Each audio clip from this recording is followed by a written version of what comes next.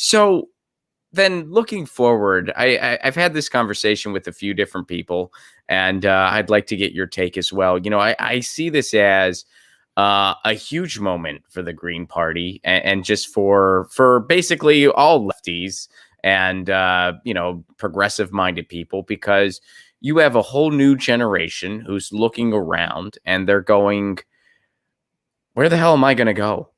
Electorally, where the hell am I going to go? I don't want to pick between an alleged rapist and an alleged rapist. I don't want to pick between these two corporate oligarchs.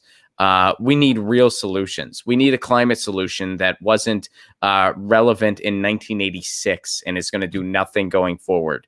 That's pretty much the equivalent of nothing at all, which is what the other guy's offering. We need real solutions. So how, in your words, do you convince all of those people, young and old and in between, that the Green Party is the solution for them? We believe that everyday people need a political party to call home that is structurally and critically financially independent of the capitalist power structure and the two parties of war and Wall Street that we know live to serve the capitalist power structure. And so because the Green Party as an entire party has never accepted corporate contributions, we've never accepted corporate money. We have always been a grassroots funded and therefore grassroots accountable party, can be the vehicle, it can be the electoral arm of social movements and people's movements in this country. We have to field and recruit candidates, and we have to build up our infrastructure to become that home and to fight those battles in the electoral arena. Because what we've seen time and time again is you'll have strong people's movements and social movements that are even doing amazing things in the streets. But then once you get around to election time, or once you're talking about the halls of the legislature, all of that gets pushed out of the frame. And so breaking the duopoly is an imperative. It's going to be hard. It's always been hard.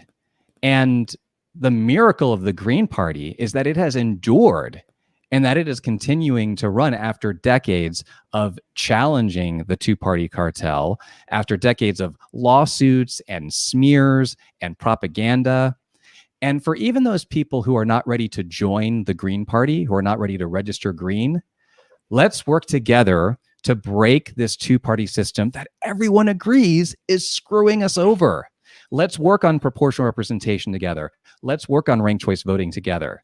That's something that whatever organization that you currently belong to, we can start fighting for ranked choice voting and proportional representation in our city and county legislatures and elected offices now. And let's use the time while we're in lockdown, many of us, to be talking to each other about what we can do to, number one, support the, I think, massive strikes that are going to be necessary in order to fight the austerity that's going to come out of COVID-19, that's going to devastate our state and city budgets even worse than they already were. So we have to be part of those fights. But also, let's start changing the code of our election system so that we get rid of this spoiled election system. Greens agree the system is spoiled. Absolutely, there are spoiled elections, but it's the systems that has spoiled it, not any particular candidate or any particular party that's participating in them. So you said like there has been an uptick in green interest in light of everything that's going on, which of course makes sense.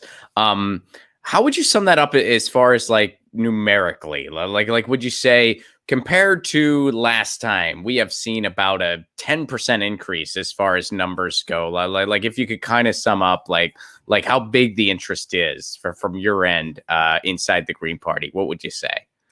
Compared to 2016, I don't have great perspective because I've only been working for the National Party since September of last year. So I've been kind of thrown into the mix of things right away. I did work on the Jill Stein for President campaign in 2016. And again, it's still hard to compare that because I was in a campaign setting as opposed to the National Party setting. And also we have this just completely paradigm shattering pandemic situation right now. But I will tell you that we have seen a tenfold increase in support, interest, signups, volunteers since Senator Sanders suspended his campaign for president.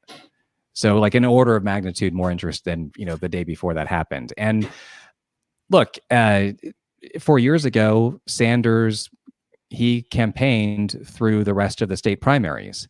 And so his suspension of his campaign and then his endorsement of Joe Biden this early on was unexpected for a lot of people, including me, I'll admit. So we have a lot of work to do to welcome and bring on board the people who have expressed interest. And we're hard at work at that. And like, it's a challenge because, like, of course, like we live for new people wanting to get involved, wanting to join the fight. We also want to do a good service to those people who are coming to us. We want to be able to hook them up with greens that they can work with. We want to be able to hook them up with volunteer work that is meaningful to them, that has an impact. And there's like some orientation that needs to happen for that to work. And so we got Greens hard at work at that right now. Get your news on with Ron. Don't you want to know what's going on? We're getting our news on today. Get your news on with Ron. Don't you want to know what's going on? We're getting our news on today. You can tweet me an article at Ron Placone. We'll go through it together and make it our own. Get your news on with Ron. Don't you want to know what's going on? We're getting our